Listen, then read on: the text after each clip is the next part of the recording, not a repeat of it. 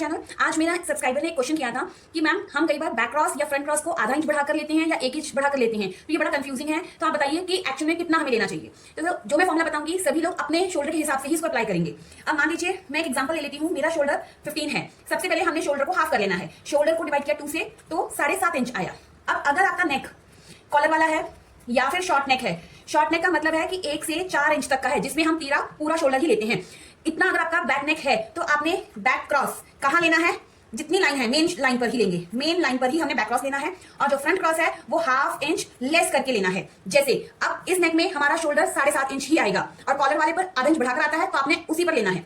तो अब मान लीजिए ये 7.5 इंच का मेरा तीरा है, ये मेरी आर्म होल की लाइन आ गई, ये मैंने सेंटर ले लिया, ये चेस्ट लाइन है, तो मैं इसी के ऊपर से ही बैक क्रॉस बनाऊंगी और जो फ्रंट क्रॉस है इस लाइन से आधा इंच अंदर आऊंगी और एक लाइन इस तरह से ड्रॉ करूंगी और यहां से शेप दूंगी फ्रंट क्रॉस की। इतना क्लियर है। अब हम बात करते हैं, अगर मेरा जो नेक है वो डीप नेक है। डीप नेक का मतलब है कि 5 से 16 इंच तक है, तो हमारा फॉर्मूला क्या होता है। तो बैक क्रॉस के लिए हम मेन शोल्डर जो हमारा 7.5 आया है उसमें से सिर्फ और सिर्फ आधा इंच कम करेंगे, तो कितना आएगा 7 इंच।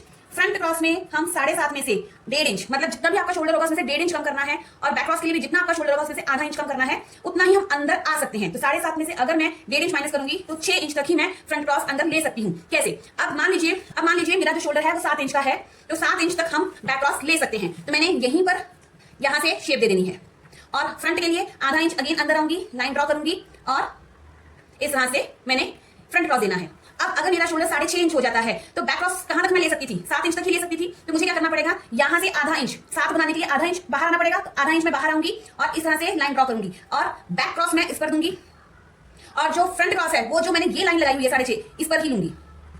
इतना क्लियर है। इसमें मैं बाहर कितना आई हूं, आधा इंच। अब मान लीजिए आपका जो तीरा आता है वो 6 इंच आता है, तो मुझे बैक क्रॉस कितने पर लेना है, 7 इंच पर, तो मैं कितना बाहर आऊंगी, 1 इंच बाहर आऊंगी। तो मैं 1 इंच तक बाहर आऊंगी, यहां से स्ट्रेट लाइन ड्रॉ करूंगी और यहां से मेरी शेप आएगी आर्म होल की। ये प्रॉपर इस तरह से आपकी शेप आ जाएगी। आप फिक्र मत कीजिए, ये पेपर है कैसा आ रहा है, आपकी शेप आ जाएगी। फ्रंट क्रॉस है वो मैं इसी लाइन पर लूंगी।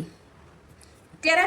अब अगर आपका शोल्डर आता है 5.5 इंच, तो आपको बैक क्रॉस के लिए कितना बाहर आना पड़ेगा, 7 इंच तक। तो 1.5 इंच आपको आना पड़ेगा, तो 1.5 इंच आएंगे और इस तरह से लाइन ड्रॉ करेंगे और यहां से आपने शेप देनी है बैक क्रॉस की। फ्रंट क्रॉस के लिए देखिए, फ्रंट क्रॉस में आप 6 इंच तक ही अंदर जा सकते थे, तो यहां पर तो आपका शोल्डर कितना है 5.5 इंच, तो आपको फ्रंट क्रॉस के लिए भी आधा इंच बाहर आना पड़ेगा और इस तरह से लाइन ड्रॉ करेंगे और यहां से फ्रंट क्रॉस की शेप देंगे।